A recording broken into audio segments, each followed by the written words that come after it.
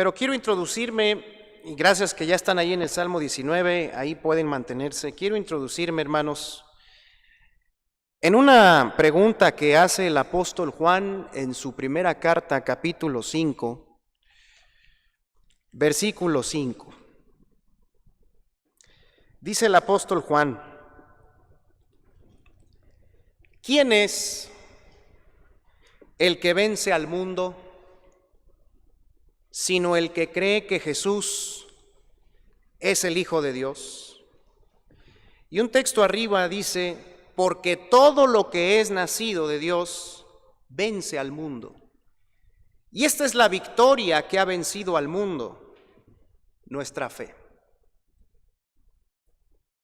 El concepto del mundo, hermanos, que Juan tenía y que deja claro en su evangelio y también aquí en Primera de Juan, porque era el mismo concepto que Jesucristo tenía y les enseñó, es el de un sistema, hermanos, gobernado por principios contrarios a la verdad, contrarios a la Biblia, contrarios al carácter de Dios, un sistema gobernado por principios confusos que acarrean, hermanos, en el hombre un estado de tinieblas.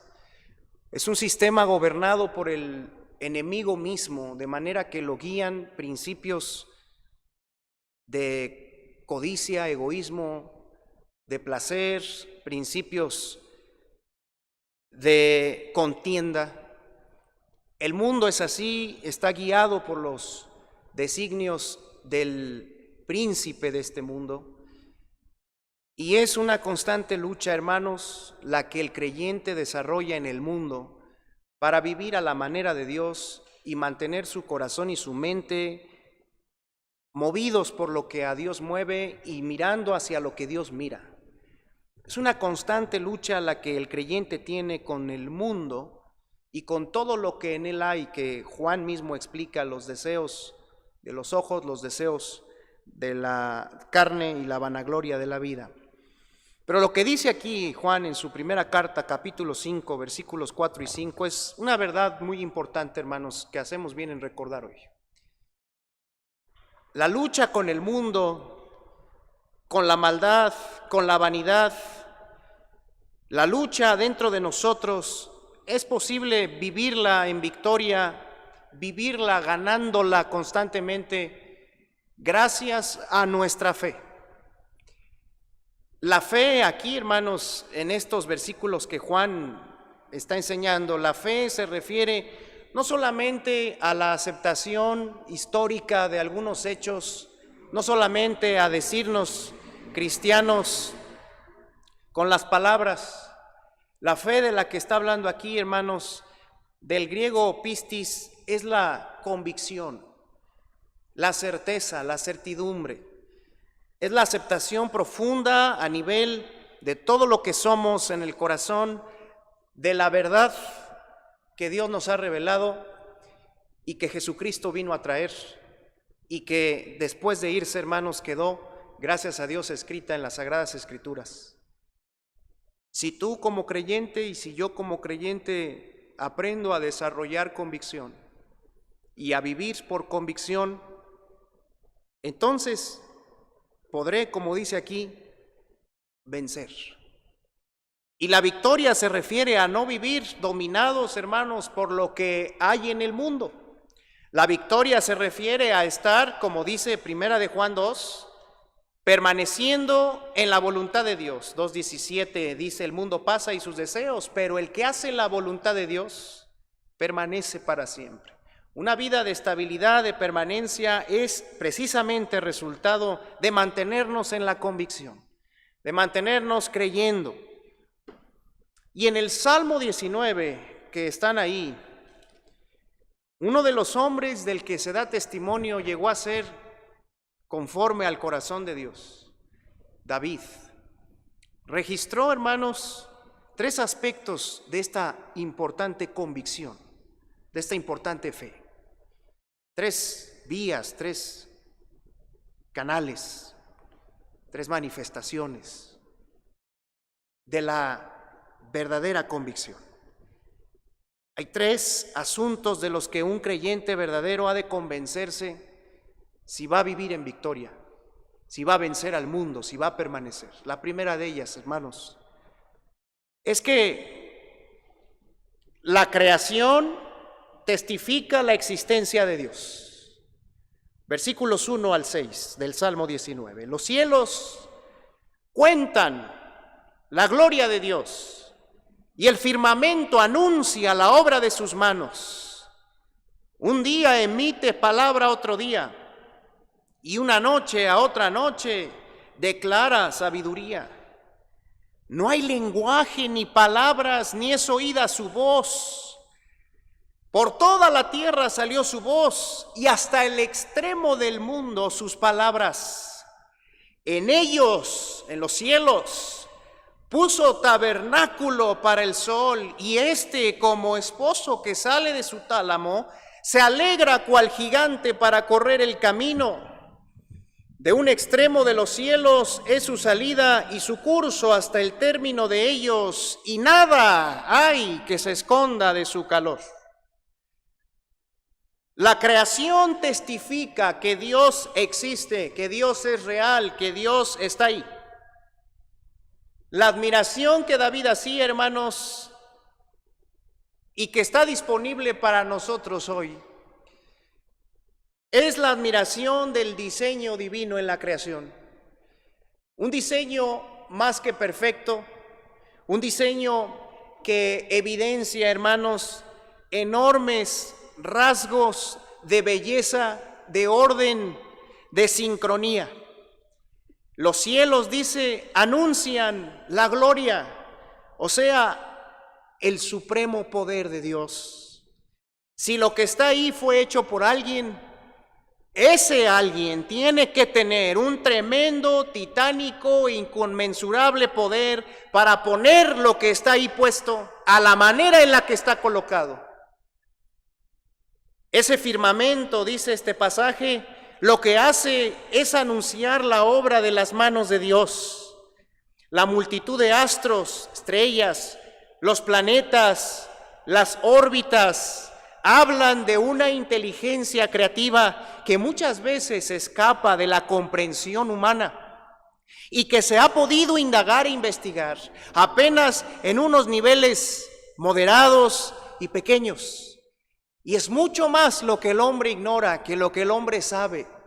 Y en el fondo, hermanos, solamente la ciencia ha hecho, y ha hecho una excelente labor en el paso de las décadas, solamente ha hecho la labor de describir, de observar todo lo que está a su alrededor, porque nada podemos realmente crear por nosotros mismos. Dice el Salmo 100 que no existimos por nosotros mismos, no nos hicimos a nosotros mismos. Nadie le pidió a sus padres nacer. Todos somos obra, hermanos, de un propósito trascendente, algo que va más allá de nosotros. Sin embargo, aquí estamos, existimos, somos. Este diseño, hermanos, de los cielos, del día y de la noche, dice este salmo, no hace ruido. No usa palabras, sin embargo, en el transcurrir de todo lo que vemos a nuestro alrededor, que ya es muy normal para muchos de nosotros y que pocas veces admiramos, a menos que estemos delante de algún paisaje o viendo algún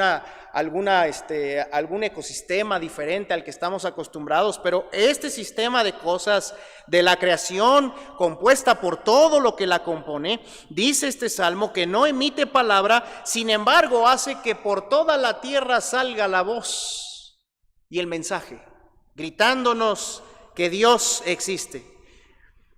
El que haya día y noche nos permite saber que todo fluye en un sistema sabio, exacto e inteligente, y que detrás de él tiene que haber una fuerza no solamente creadora o creativa, sino también y además sustentadora. Una mano invisible, ¿verdad? Pero con plena conciencia de sustentar las cosas, cada una en su lugar. Dice que, hablando de un ejemplo, versículo 5, ¿verdad? 4 y 5 y 6, el sol es un ejemplo de esto. El sol, hermanos, ese tremendo astro, su movimiento, sus efectos en la tierra, la distancia a la que se encuentra, todo lo que tiene que ver con el sol es asombroso y está allí precisamente para bendecir y beneficiar y hacer posible, en cierto modo, ¿verdad? Digo porque depende de Dios el mismo sol, hacer posible el funcionamiento y la vida en la tierra. La creación entonces testifica que la existencia de Dios es un hecho. Hasta el más sencillo observador se dará cuenta que cada cosa que puede ver a su alrededor tiene detrás un diseño inteligente, una mente que quiso ponerlo ahí. Y me refiero a todo, absolutamente lo que tenemos. Ahí en su casa, ahí donde está escuchando usted la predicación, puede voltear y mirar a su alrededor y ver muchas cosas, algunas en su lugar, otras fuera de su lugar, algunas limpias, otras sucias, y no dudaría usted ni en ningún momento que cada una de esas cosas llegó ahí y está así porque alguien la puso. E inclusive esto es uno de los argumentos más básicos, ¿verdad?, de la ciencia, que originó a la ciencia, el argumento y el principio de causa y efecto. A toda causa corresponde un efecto, todo efecto procede de una causa.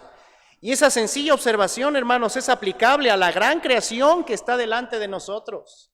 Y no tiene lógica decir o pensar que las cosas que vemos y todo lo que hay existe de la nada,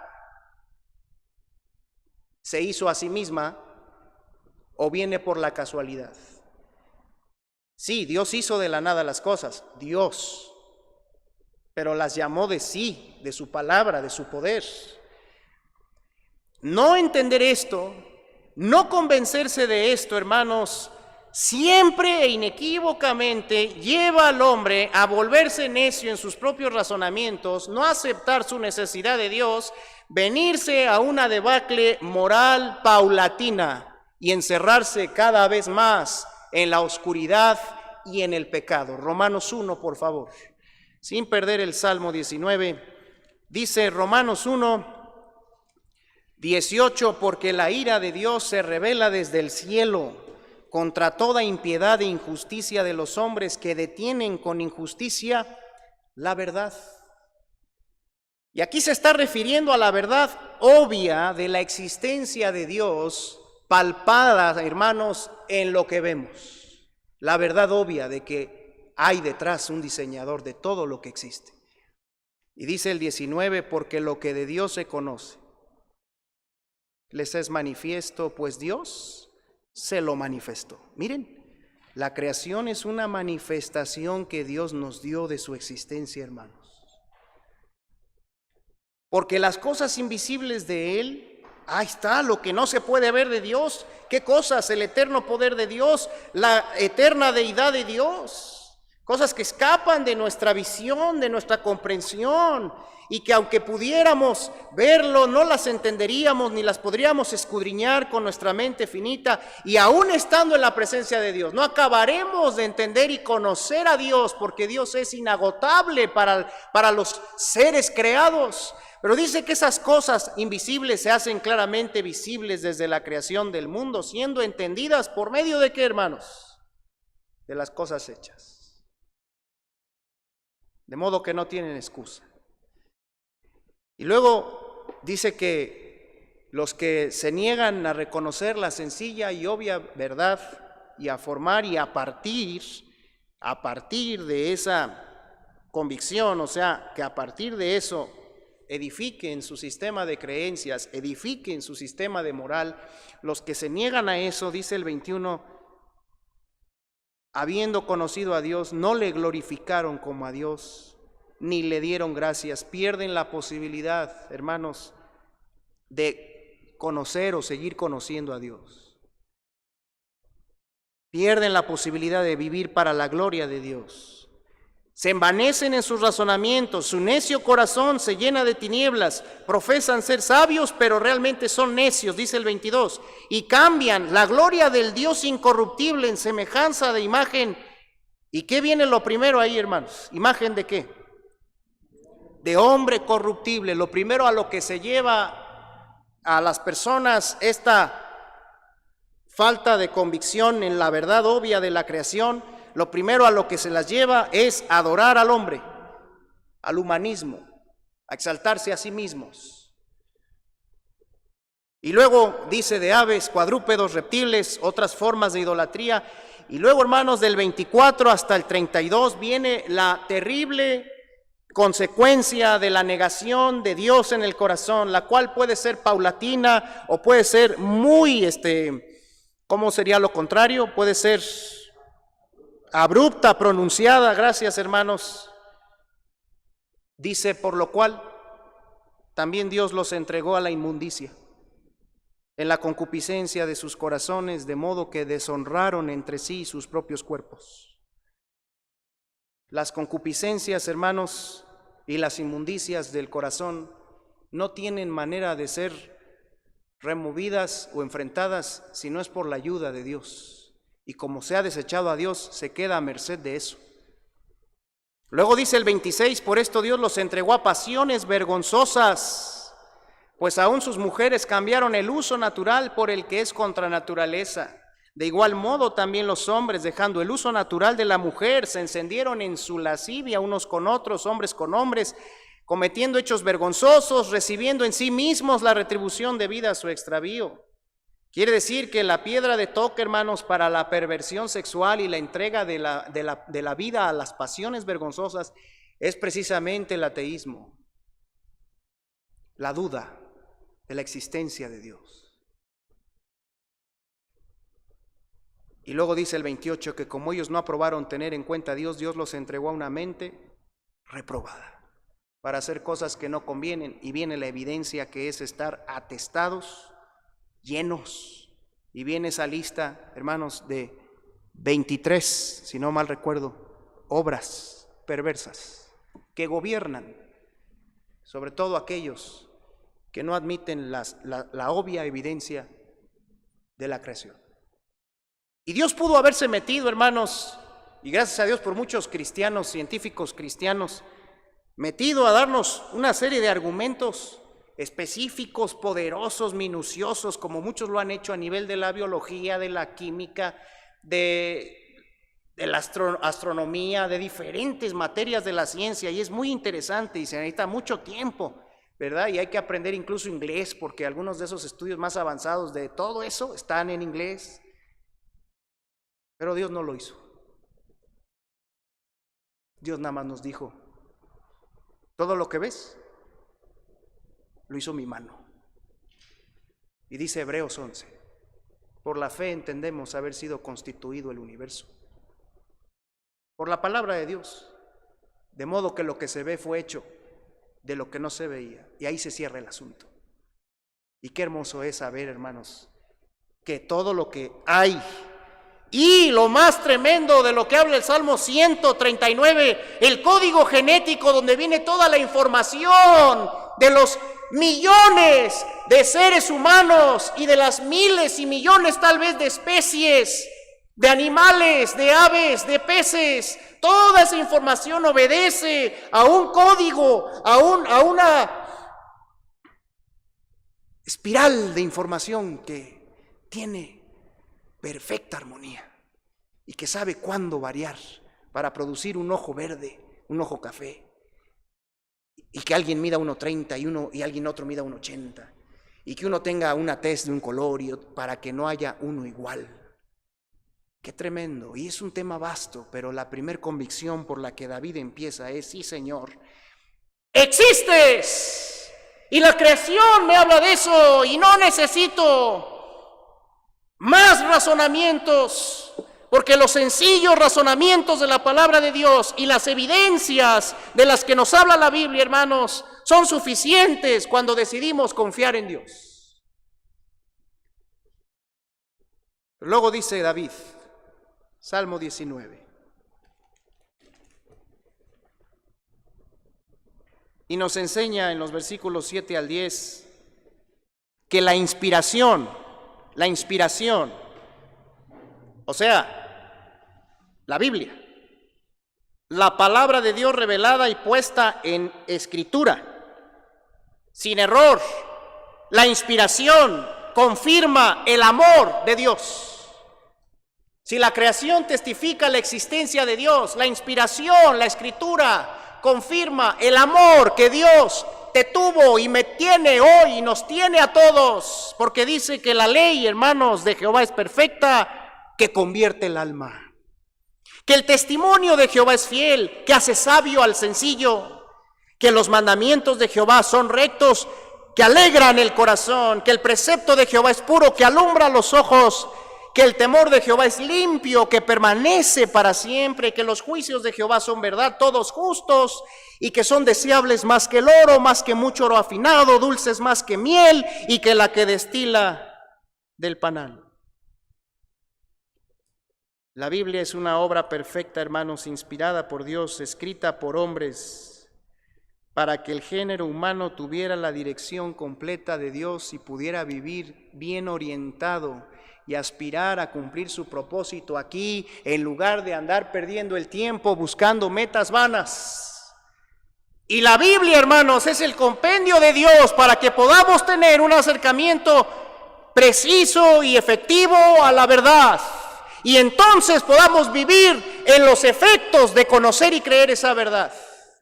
Bendito sea Dios, porque su palabra, dice el texto 7, convierte nuestra alma, porque es perfecta. Esto es un contraste con nuestros propios deseos y pensamientos, los cuales no son y distan mucho de ser perfectos.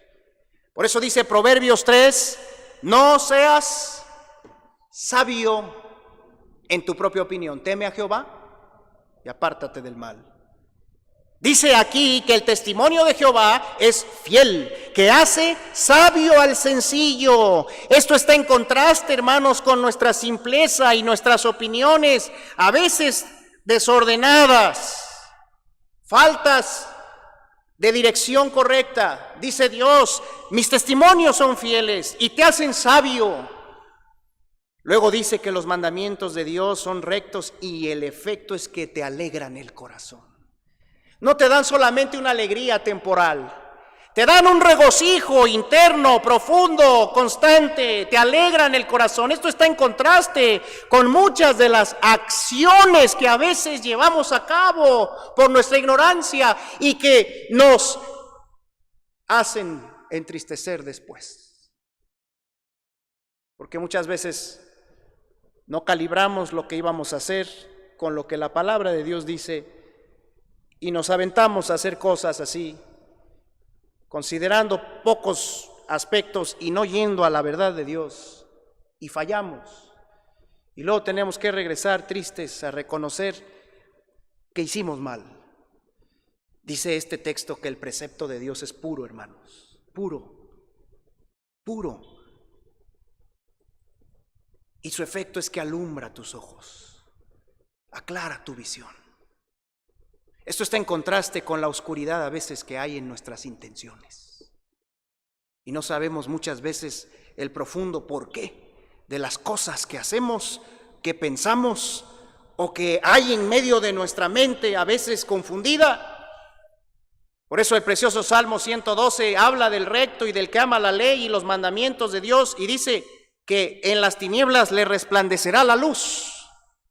Porque vivimos en un mundo, hermanos, complicado y entendernos a nosotros mismos es complicado. Cuanto más cuando hay tinieblas a nuestro alrededor y ejemplos que parecen buenos, pero no lo son del todo. Dice el Señor, mi palabra, mi precepto es puro, te alumbra si lo sigues. Y luego habla del temor de Dios que es limpio en contraste con nuestra autosuficiencia. Porque el temor de Dios tiene que ver con la dependencia completa.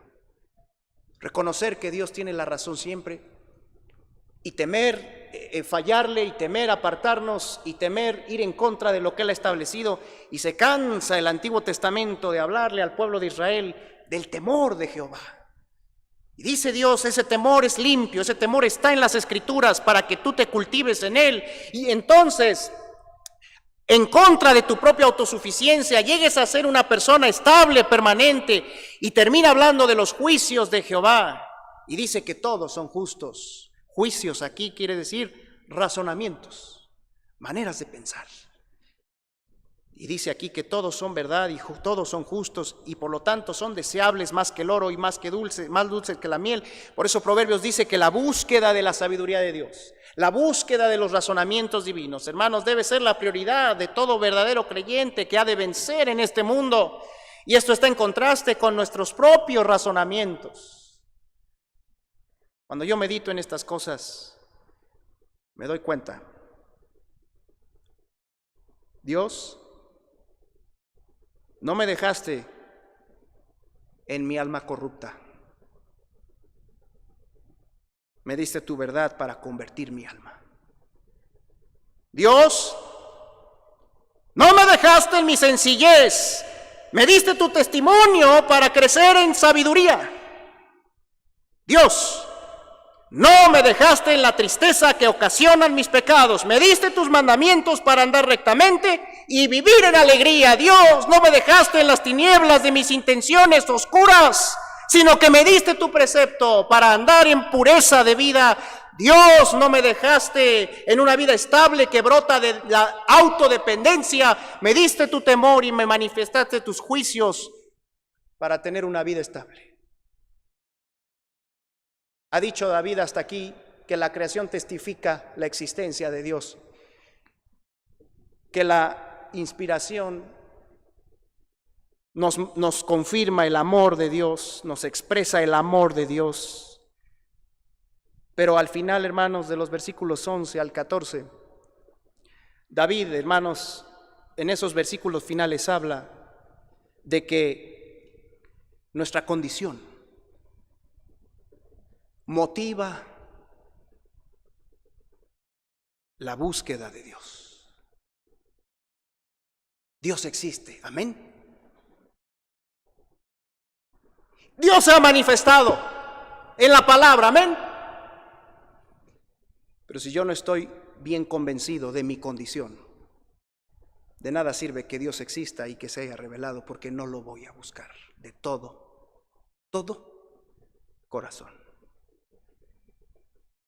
Y dice del 11 al 14, aplicando, porque el pronombre que aparece en el 11 es primera persona, ¿verdad? Tu siervo es además amonestado con ellos, en guardarlos. Hay grande galardón, hermanos, la recompensa de Dios está envuelta en la humildad de aquel que se deja amonestar por la palabra del Señor. El galardón, la recompensa que andamos muchos de nosotros buscando, anhelando, aspirando, legítima, de encontrar aquel significado de la vida, de encontrar aquel propósito de la existencia y de no vivir años defraudados, está en recibir las amonestaciones del Señor a través de su palabra. Tu siervo, mayormente si nos consideramos hechos para servir a Dios, porque si algo somos es eso. Dijo Jesucristo y tuvo que insistir muchas veces, somos siervos, existimos para servir. Eso no le quitó mérito a su liderazgo, pero lo puso en perspectiva como alguien que quería promover que otros fueran en pos del Señor con firmeza y que nada los desviara. Tu siervo es además amonestado con ellos. Somos siervos que necesitamos las instrucciones del Señor. ¿Lo crees? Porque esa es una convicción que te va a cambiar la vida, hermano. Por eso nos vamos a reafirmar. Y el primer asunto que vamos a iniciar este viernes es el que tiene que ver con atender nuestra relación con Dios. Yo lo creo, aunque a veces se me olvida, aunque a veces se me atraviesan otras cosas, otras ideas, otras concepciones de mí mismo que me tengo que quitar, como aquella de que ya caminé, ya tengo la experiencia, ya lo sé todo, como aquella de que yo puedo solo, me lo tengo que quitar y recordar, soy siervo y necesito las instrucciones del Señor. Soy siervo en mi casa, soy siervo en mi matrimonio, soy siervo con mis hijos, soy siervo en la iglesia, soy siervo en mi trabajo, me refiero siervo de Dios. Necesito tus instrucciones. Y vaya que la Biblia, hermanos, es un campo abierto de instrucciones. No hace mucho Les abro mi corazón. Le pedí al Señor, Señor, ayúdame a seguir viendo tu palabra como la primera vez que la leí y que impactó mi corazón, porque yo sé que no es problema de la Biblia, no es problema tuyo, es problema mío cuando a veces la abro y siento que no hay nada para mí.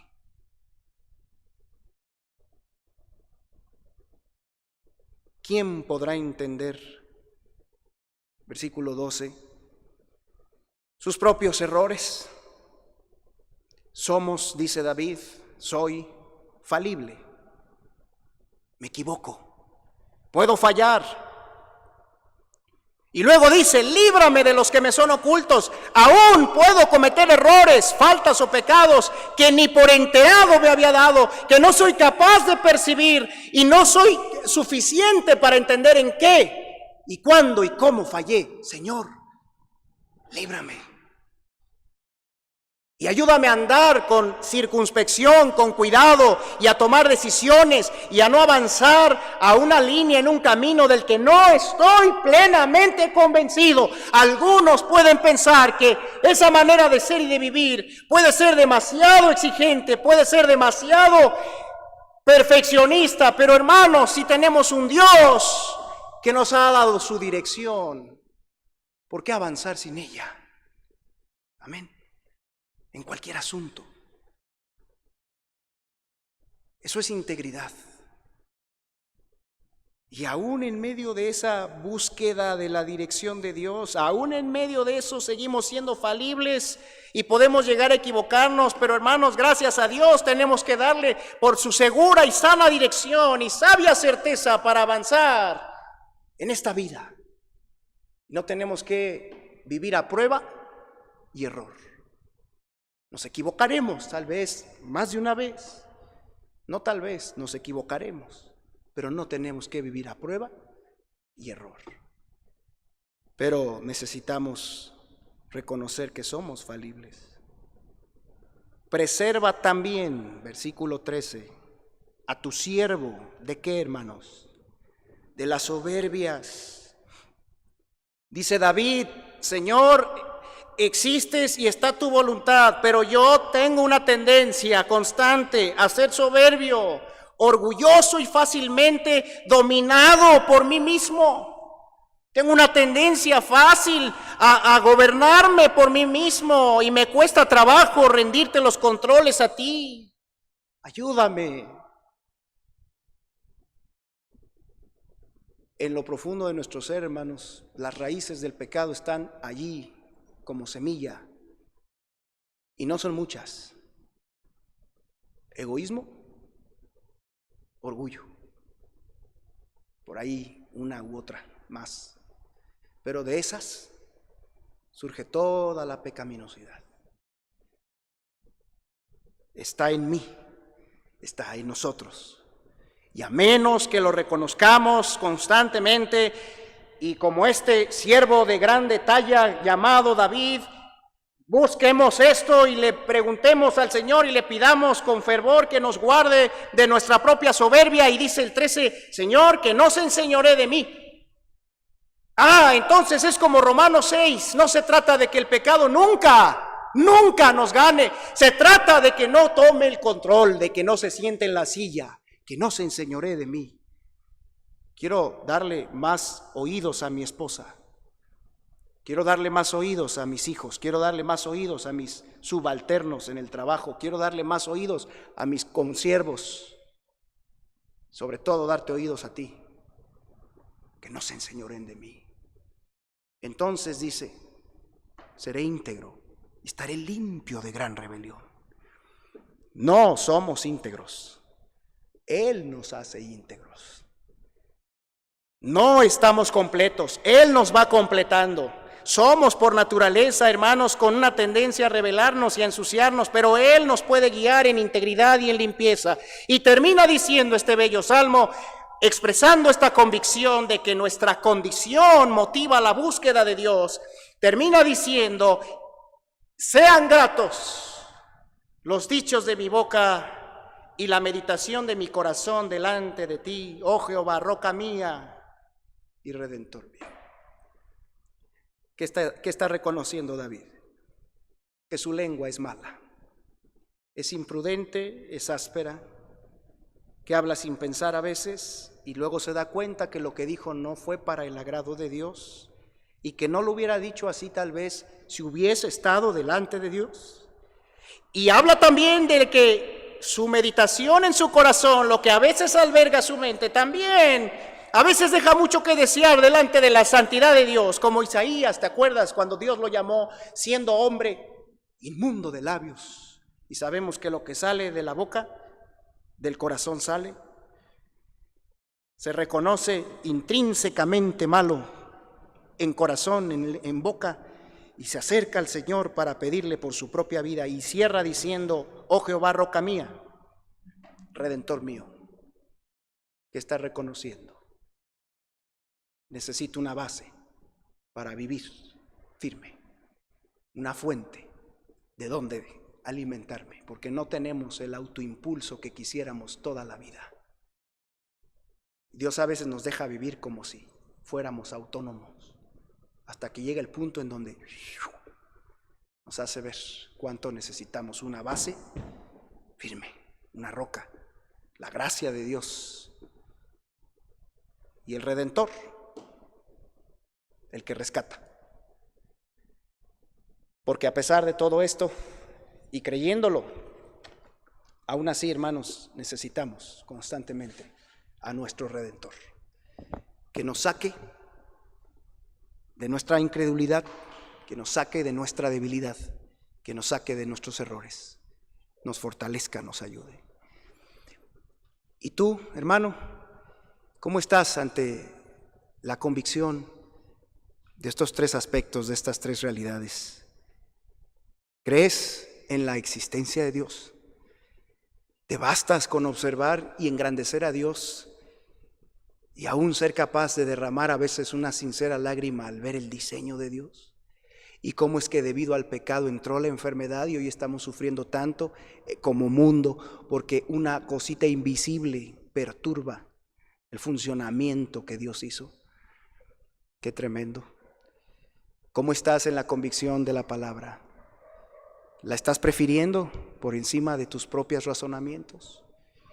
¿Y cómo estás en cuanto a tu convicción de quién tú mismo eres, de tu condición y de la necesidad que hoy tienes para seguir buscando a Dios? Yo te animo, hermano, hoy a reflexionar profundamente y a presentarte ante Dios y hablarle de estas cosas. Vamos a orar. Gracias, Señor, por estas convicciones que David tuvo en su vida y que en un momento dado decidió formar y que se expresan de una manera muy sencilla, pero que tienen implicaciones enormes, muy trascendentes. Yo te pido, si hubiera entre nosotros hermanos o hermanas que necesitan reafirmarse en estas tres cosas, que tú les ayudes. Si hay alguien que necesita reconocerte como creador de una vez por todas, seguir adelante, avanzar en su desarrollo contigo como una persona, que tú le des de tu gracia para llegarse a esa convicción y de ahí partir. Gracias, porque a muchos nos la has dado ya. Pero te pido por aquellos que tal vez están en esa lucha muy comprensible, bendíceles, fortaléceles en esto. Si hay otros que en su concepción de la palabra necesitan avanzar, si necesitan reconocer los efectos y vivir los efectos de tu palabra, porque sus mentes y corazones reconocen, son engañosos, traicioneros, y tu verdad es lo único que les puede mantener, ayúdales, Señor,